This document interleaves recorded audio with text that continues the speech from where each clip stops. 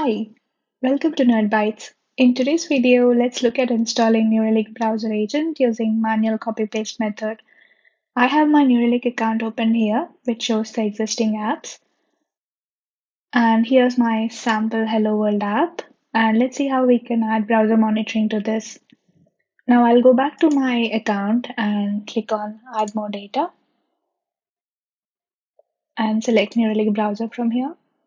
Then select the appropriate account and click on Continue. Now I'm going to select Copy Paste method. I'll leave the rest of the values to its default. And I'm going to name my app as Hello World. I'm going to copy the generated browser snippet and paste it into my Hello World app.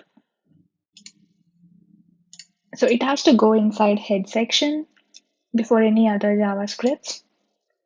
I'm going to save it. And then just a couple of reloads. And if I go back to my browser page, I should be able to see the new app.